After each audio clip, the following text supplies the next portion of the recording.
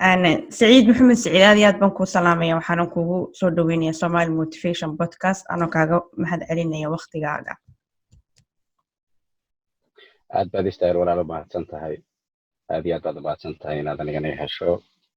aad baan kaaga mahadcelinaynaa wada hadalla maanta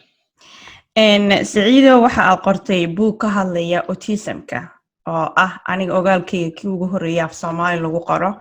إيو معلومات كهالية أوتيسمك أو بوك دان كو قران بوكا مجلسة وحاضر بحيسي بوكا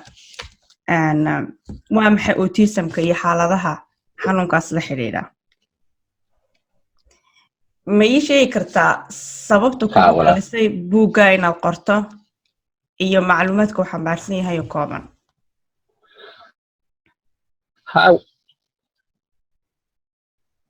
aad baad walaalo mahadsantahay waa su-aal wanaagsan buugga waxaan qoray 2017 ayaan horta soo saaray muhiimadda igu kaliftay inaan buugga qoraana waxay ahayd carruurteeda ilmo ka mida oo inanka labaadee carruurteeda ka mida ayaabaa noqday autism 2011 dabadeedna 2011 waktigii diagnosiska loo waday ee lagu ogaanayay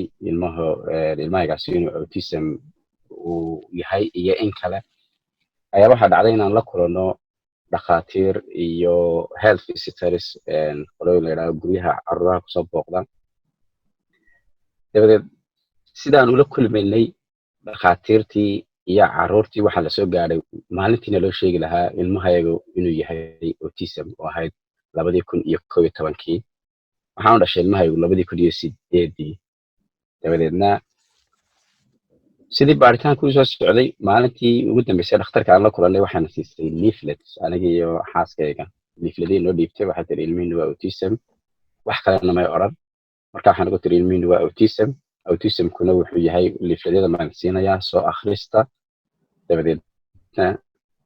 3 bilood ka bacdina igu soo noqda markaa idinko information badan ka soo qaatay waxaan leafletyada iyo dokumentiyada aan siinayo waan soo wada qaadanay leafletyada badankooda waxay ku wada qornaayeen luqadda ingiriisiga guriga markaan nimi waan wada akhrinay alxamdulilah marka autismku bilow naguma ahayno naguma cusbayn markaa waxaan naqaanay reer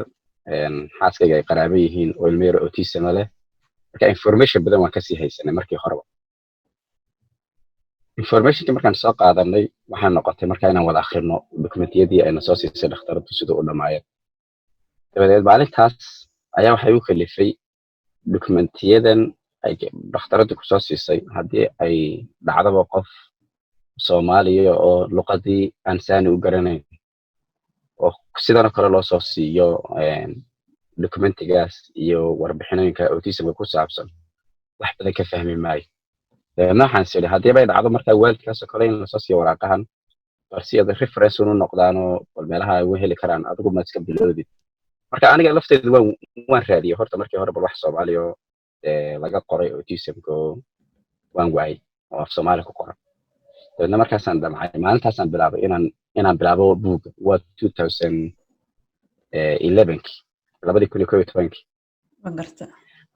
adigu wuxuu iska soo socsocdaba markaa buug maalinba in yar ku daro dee nolol maalmeedkii kaliya hawlihii kale iska badan yihiin adigu wuxuu soo baxay markaa buugga 2017 marka intaas ay igu dhalisay horta inaan qoro buuggaas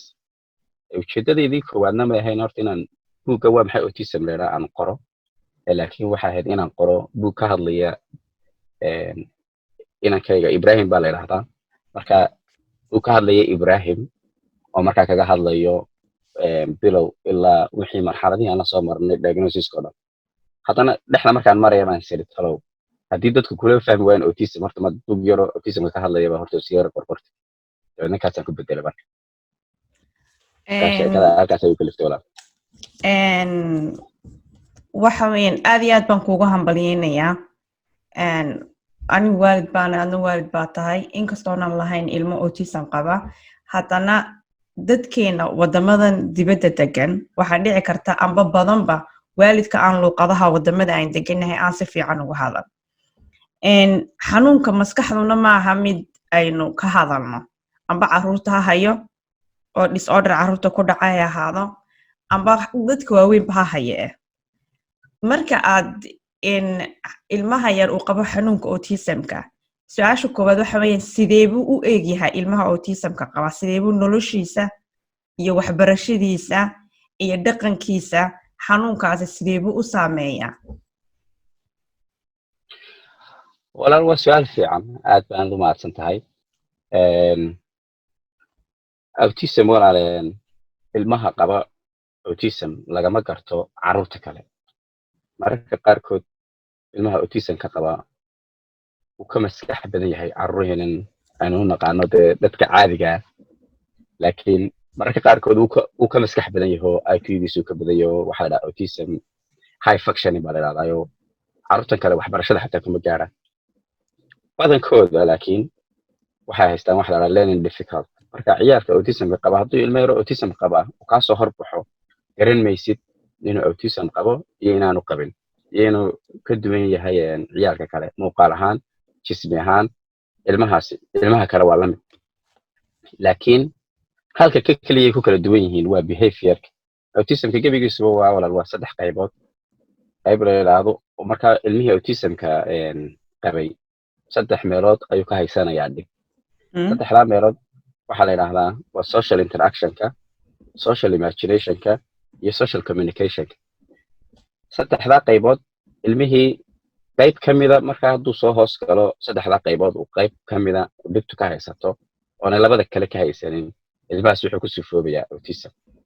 marka for example imika ilmihii badanka waalidiinteena maxaa la yidhaha qurbaha joogta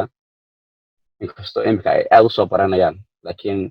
haddana waxay u haystaan ilmuhu haddii uu hadlayo oo communicationkiisu sax yahay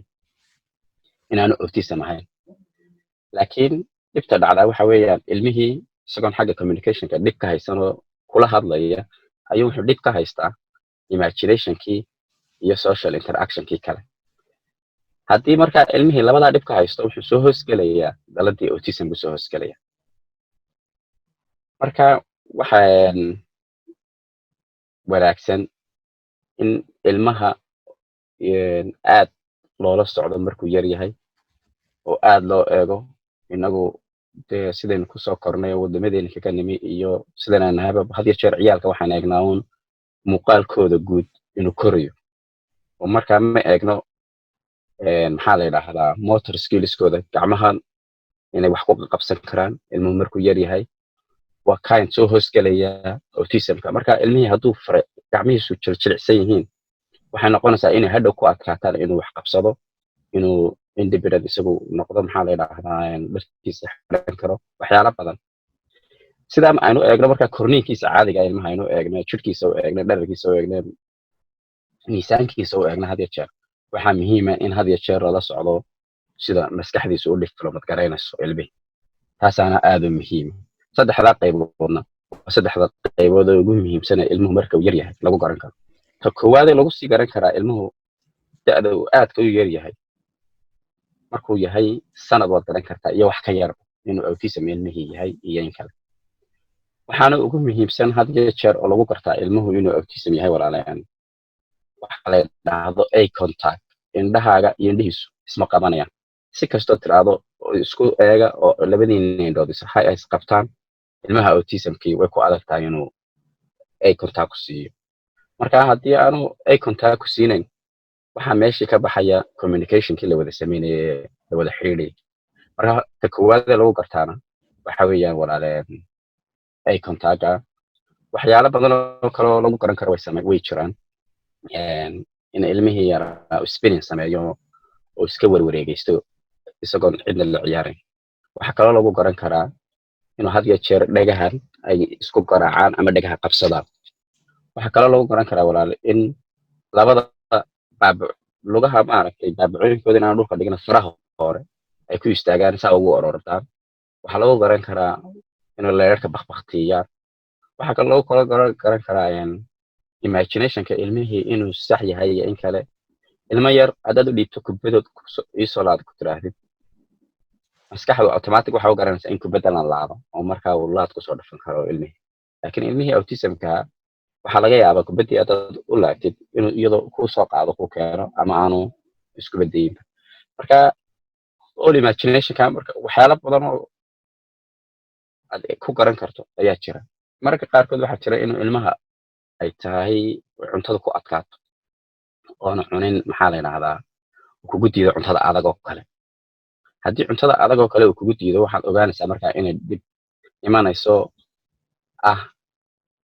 inuu dhadhamada hadhowto ilmahaas dhadhamadiisu ay adkaan doonto oo wax kasta oo aad siisid intuu dhadhamiyo uu mararka qaarkood kaa diido. sideenan bini'aadanka caadiga aanu leenahay shantaa dareeme ee aragga, maqalka, taabashada, urta iyo dhadhanka. ilmaha autismka qaba mid ka mid a ayaa sensitive ku ah oo aad ugu badan. mararka qaarkood ilmihii wuxuu oranayaa waxaynaan adigu aanad oranin. mararka qaarkood ilmihii wuxuu nacayaa taabashada in la taabto. mararka qaarkood ilmihii wuxuu nacayaa cuntada aad siinaysayba. marka wuu dhadhaminayaa, hadduu dhadhankii ka heli waayo dib oo dabadisa looguma karayo. marka way badan yihin walaal. waa macluumaad aad iyo aad iyo aad iyo aad u fara badan. waxaana rajaynayaa waalid fara badan oo caruur autism qaba haystaa inay fahmeen iyadoo adigoo luqadoodii hooyo ku sharaxaya, kuwo kaloo ka shakisanna ama intay la midkiina ay baratay wax badan ka baratay calaamadaha xanuunkan leeyahay. waxaad tilmaantay 2 su'aalood baan isu garaacina. qalqaaliga, ilmaha qalqaaliga ah dabeecadda uu leeyahay iyo ilmaha autismka qaba farqiga u dhaxeeya muxuu yahay? walaal waa su'aal wanaagsan. qalqaalinimada iyo autismku ma kala maqnaadaan. dabadeed autism iyo qalqaalinimo marka la isku eegayo, horta guud ahaan waqtigii ugu horreysay ee autismka la ogaadaa wuxuu ahaa 1945 adu dabeeqadii dagaalkii labaad ee adduunku markuu dhammaaday. ayaa dhakhtar Jarmal ah oo la odhan jiray Asperger oo autismka qaarkood loogu magac daro la yidhaahdo waa autism Asperger buu qofkaas haystaa. iyo dhakhtar kale oo Maraykana oo isna la odhan jiray Dr. Kanner oo isna ciyaalka qalqaaliga had iyo jeer loogu magac daro marka foomka la buuxinayo oo la yidhaahdo waxaa la yidhaahdaa ADHD. marka autism hyperactivity disorder. labadaa dhakhtarba waxay sameeyeen walaal yaxbayaan hadalka ugu daalinay ciyaal bay ilaaliyeen. midi dadka waaweyn buu ilaaliyey, midna dadka yaryar buu eegay. dabadeed waxay isla ogaadeen markeediyo labadaa dhakhtar oo is ogeyn baaba waxay u bixiyeen magacii autism. dabadeed qalqaalinimada iyo ilmaha autismka qaba waxay iska soo gelayaan walaal. ilmihii autismka qabay, horta ilmo autism qaba ilmo kale oo autism qaba lamaba barbar dhigi karo oo isku mid ma noqon karaan. ilmaha autismkii for example inankayga autismka inan kale lama barbar dhigi karo. marka calaamadaha uu sameeyo waxaa laga yaabaa calaamadaha ilmo kale oo autism sameeya inay aad u kala duwan yihiin. waxaa laga yaabaa kaygu inuu aad u qalqaali yahay. waxaa laga yaabaa ilmo kale oo autism qaba inuu aad u quiet u yahay oonu buuq badan lahayn. laakiin ta qalqaalinimada ilmaha autismka qaba qalqaalinimadiisa waxaa lagu ogaan karaa oo dhakhtaraduna ku caddayn karaan marka uu gaadho da'da 7 jir. 7 jir wixii ka hooseeya ilmihii lama odhan karo waa qalqaali waana autism lama odhan karo. ilmuhu markuu 7 jir gaadho ayaabay soo baxdaa qalqaalinimadiisa iyo autismkiisa inay xiriir wada leeyihiin. dabadeed waxaa la buuxiyaa form la yidhaahdo Canalis disease, kaasoo lagu eego ilmahan dhaqdhaqaaqiisa, waxa uu samaynayo waxoo dhan. dabadeedna markaasaa laga diagnose karaya haddana waxa la yidhahdo ADHD.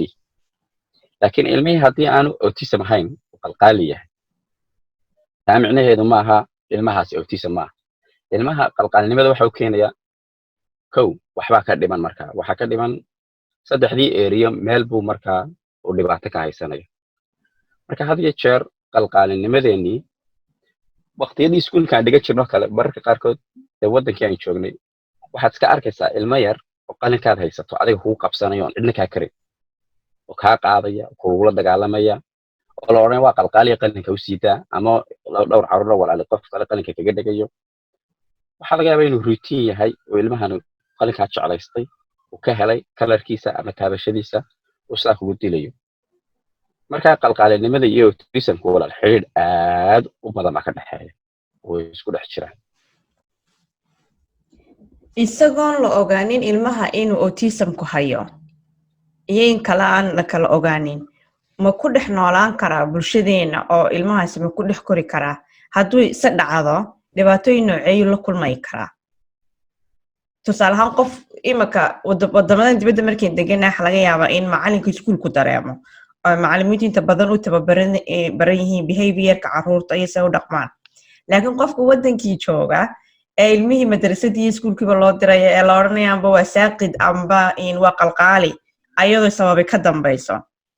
ilmaha autismka qaba waxaa sharaxday inay caruurta kala duwan yihiin oo mid walba xaalad gaar uu leeyahay laakiin haddaynu si guud oo general uga hadalno ma dhici kartaa ilmahaasi inuu isagoo high function autism sidaa sheegto kale uu bulshadii ku dhex noolaado madrasadii iyo iskuulkiiba tago maxaase uu dhibaato la kulmi karaa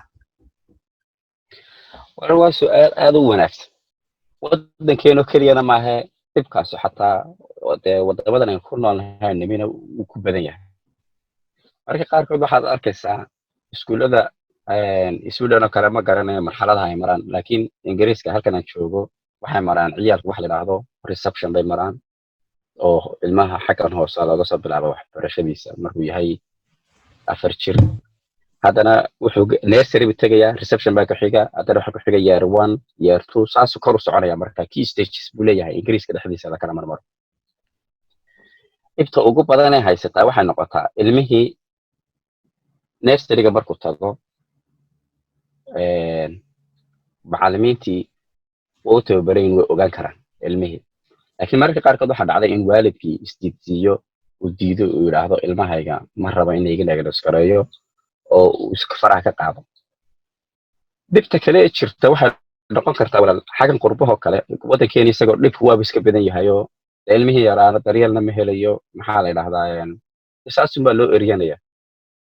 marka waxa loona waa saaqid waxbarashada kuma fiicna caynkan sidan maaha isagu kaas waaba dhib dadkeedii xaggan reebin inaan fursadahan ka faa'iidaysano halkan jira ayaa labada muhiima ilmihii markuu autism la diagnose gareeyo xaq wuxuu u yeelanayaa ingiriiska dhexdiisa waxa la yidhaahdo educational health care plan marka haddii aanu ilmihii kaa haysanin iskuulkii ilmaha loo diraya hadhowto waa 30 ciyaalo oo galaas wada fadhiya 30kii ciyaalaha ingiriiska marka waxaa jooga hal macallin ama wax la yidhaahdo LSL learning support assistant marka caawinaya macallinka 30kii ciyaalaha marka ilmihi yaraa autismka hala dhex dhigo waxaa laga yaabaa inuu caawimadii uu baahnaa uu ka heli waayo haddii aanu haysan ilmihii wax la yidhaahdo education health care plan taas micnaheedu waxay noqonaysaa inuu waalidkii dhayalsaday markii hore oonu kasoo tabaabushaysanin primaryga marka lagu jiro ilmihii ilaa year 6 soo gaaro ayaaba dhibta ugu badan dhacdaa inuu secondaryga noqonayo taas secondaryga markuu galayo ilmihii secondary caadiya ma dhiganayo marka waa in special school loo dalbaa sideeda kale iskuuladan ingiriisku waxay kala leeyihiin mainstream iyo special schools for example imika kayga aniga waxaan tagaa special school buu tagaa oo markii diagnosis la siiyay kayga waxa weeyaan autismka qolooyinka non verbalka ayaan hadal taana ilmihii aan hadalku aan hadalin waxaan nidhi kama baxayo maxaa la yidhaahdaa mainstreamkii ciyaalkii 30 ciyaalka wada joogeen waxaan door bidnay marka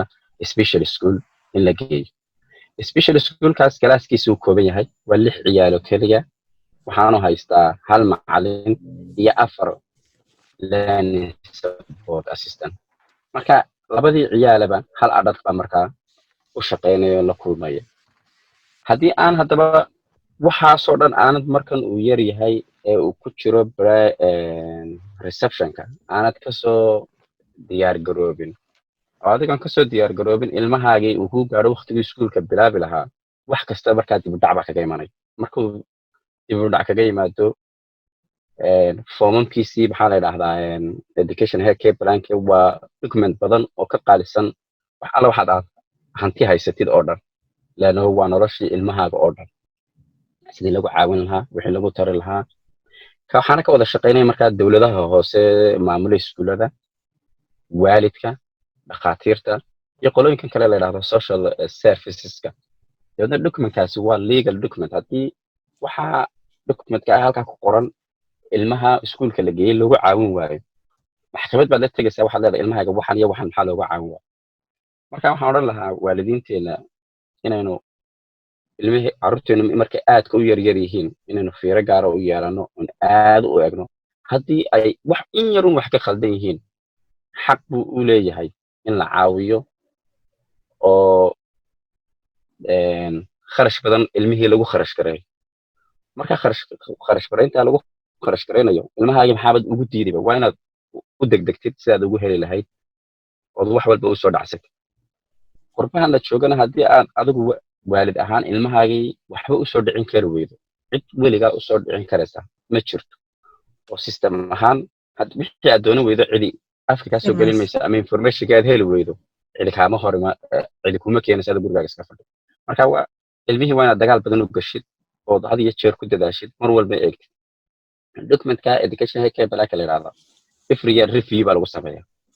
haddii reviewga xataa uu dib uga dhaco local governmentka maxkamad baad la tegi kartaa waxaa horta maxaa dib u dhagay maxaa cankana maxaa sidana markaad sharaxaysay siduu u kala duwan yahay waxaad ku dartay inuu horta xanuunkan ilmaha dabeecadiisa amba dabcigiisa amba behaviorkiisa uu saameeyo ugu badnaan laakiin waxaa sheegtay inay jiraan caruur high functioning autism haysta oo maskaxdooda amba IQ-gooda amba qiyaasta qofka caqligiisa ay caruurta kale ka sarreyso laakiin inta badan bulshadeenu waxa laga yaabaa haddii la yidhaahdo ilmahaasi autism buu qabaa inay u arkaan ilmo baahi badan qabo oo wax badan u baahan oo maskaxdiisa aan la ixtiraamin haddiiba uu yahay ilmo IQ-giisu sarreeyo taa ma ii sharixi kartaa macnaa autism buu qabaa waa run laakiin at the same time caruurtii kale uu ka maskax badan yahay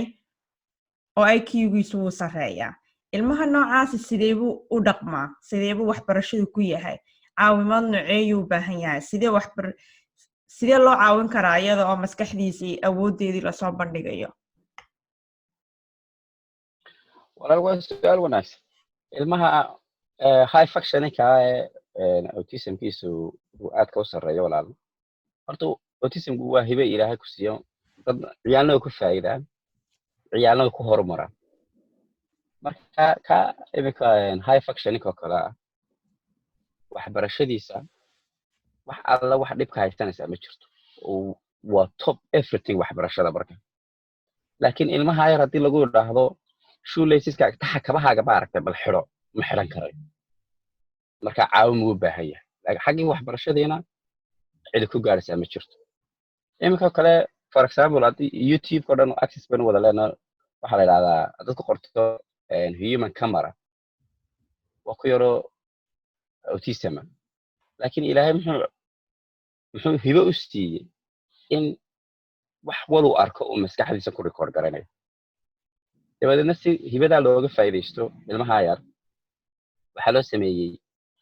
in la yidhi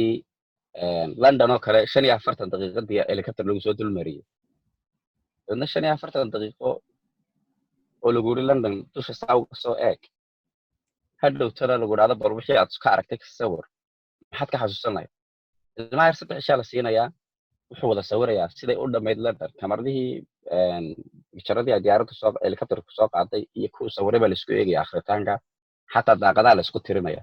wax maqan ma jiraan marka maskaxdiisiiba waxa uu shaqaynaysaa maxaa ka kale oo marka waa visualized wax walba uu arkayo uu record garaynaysa kaasoo kale sidii loo waday imika wuxuu noqday ka shaqeeyaa maxaa la yiraahdaa gawaarida niisaanka oo dhan intaanay soo saarin maxaa la yiraahdaa gawaaridooda cusub oo dhan wuxuu si sameeyaa niisaanka gaarigu qaab ku noqon doono marka kaasoo kale waa laga faa'iidaystay iskuulada ay tagaan marka ciyaalka high functioningku waa og yihiin sida looga faa'iidaysan karo had iyo jeerna dariiqada caawimada ku habboon iyo tala bixinta had iyo jeer way bixiyaan waxaan ku wanaagsan marka ciyaalkaas xataa kuwan autismka caadiga waxay jecel yihiin maxaa la yiraahdaa waxa la yiraahdo repetitive wax had iyo jeer soo noqnoqdo oo had iyo jeer wax soo noqnoqday jecel yihiin oo routinkoodu inuu noqdo wax seer kale oo aanay ka dhex bixin kuwaasoo kalena waxay shaqadoodu ku fiican tahay way shaqaysan karaan wax way qabsan karaan warshadahan laga shaqeeyo kale ama xafiisyadoo kale had iyo jeer shaqadu tahay wax soo noqnoqdoo la qabto oo routine oo aan lagu khaldamin. ilmaha autismka qaba shaqooyinkaas aad bay uga shaqayn karaan, waana shaqooyinka kambaniyadu ay u jecel yihiin dadka u shaqaynaya kaa routiinka soo noqday inay autism ba noqdaan, leanna autismka routiinka aad buu u jecel yahay. qayb ka mid a jirta oo la idhaahdo safiya autism oo ah aad aad u kacsan oo xataa mararka qaarkood inagu waddankeeniyo kale waali iyo miirqab wax u dhexeeya ma jiraan, oo ama qofkaasi uu waalan yahay ama qofkan uu miir qaba, laakiin autismku wuu dhexeeya. mararka qaarkood dadka waalan waxay ka dhex jiraan dhinaca kaleba oo way ka khatar badan yihiin xataa oo qaar dhib gaaro safiya oo aad u badan bay haystaan. mararka qaarkoodna waa kuwan dadkiiba ka maskax badan. marka autism ilmihii yaraa ku dhacay lama odhan karo waa autism oo lama qarin karayo ilmihii yara, oo lama odhan karayo ilmihii yar waa autism waxba kuma fiicna halkan iska dhig. laakiin autismka waxna waa la bari karaa, waanu shaqaysan karaa, waanu noolaan karaa, sida independent wuu noqon karaa. in ka midina waxay u baahnaan kartaa caawimo. inkastoo autismka marka la sharaxayo waa maxay autism la odhanayo lagu sharaxo imika la idhahdo waa long life disability, waa disability qofka la soconaysa inta uu nool yahay oo dhan. laakiin taa micnaheedu ma aha waa disable oo waxma qabsan karo maaha, laakiin waxna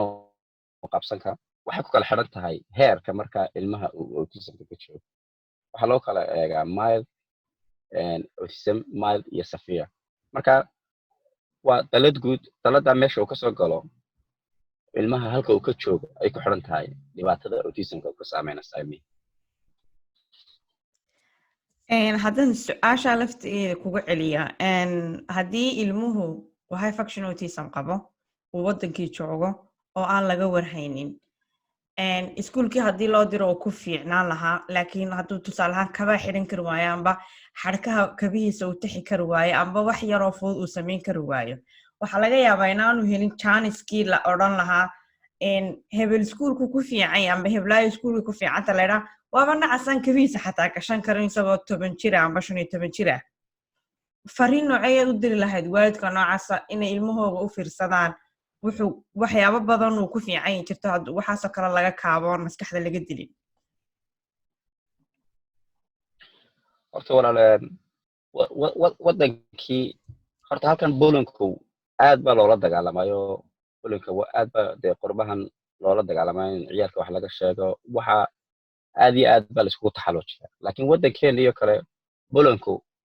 dadka waaweyn baaba adigaagii ku bulin garaynayaba. marka waxaan u baahannahay in aad horta bacdadkeenanba lasoo dhisaba. waxaan xasuustaa 2018kii baan familiga dhan Hargeysa wada tagnay. marka dadkeenu horta waa dad wanaagsan oo waa qalbi wanaagsan yihiin oo way fiican yihiin. kayga markaa wuxuu jecel yahay inuu basaska iska raaco, intaan iska soo raacnaan basaska iska raacnaa, wuxuu jecel yahay daaqad fadhiisto, daaqada ka daawado wax. markaa sidaan daaqada iskaga soo fadhiistay ayuu markaa ciyaalka autismka way noocyo badan yihiin, midba waxuu sameeyaa. markaa kayga wuxuu sameeyaa labada gacmood iska garaacda. markaa gacmaha intuu iska garaacdo buu odhanayaa siduu iskaga fadhiyo. dabadeed siduu iskaga fadhiye laba qof oo caadi oo baska usoo koray aanu ahayn ayaabuu ilmihii yaraa iska bilowday wixiisii. marka aanu dhib uma arkaba. laakiin waxaa dhacay baska kii darawalka ag fadhiyey ilaa qofkii xagga dambe fadhiyey mar keliya laygu soo wada bilaabay su'aalo. waa ilmaha yar maxaa ka khaldan? dabeedna waxaan idhahdaa waa autism. markaasaa la idhahdaa autismku muxuu yahay? markaasaan haddana sharaxaad dib u gala. marka baska dhammaantiiba haddana wada jawaaba waa waxa maxaa lagu gartaa waa waxa aakhiritaanka waxay soo wada gaadhaan oo yidhaahdaan aniga walaashay ayaa ilmo noocaas haysata, aniga ilmo caynkaanu haybaa ilmo nooc sidan haysta, ilmo sidan. marka wuu jiraa walaal autismku aad buu uga buuxaa waddankeenina. laakiin waxay u baahan yihiin in loo furo maxaa la idhahdaa iskuullo lagu caawiyo, dad loo tababaro. inkastoo igu maqaalo yahay in hal iskuul uu ka jiro Hargeysa oo autismka oo 23 ciyaal ay tagaan, laakiin wuxuu u baahan yahay markii aan soo waraystay oo inaan filanka tagay iyo inama badan oo beesha tagay aan ka waraystay,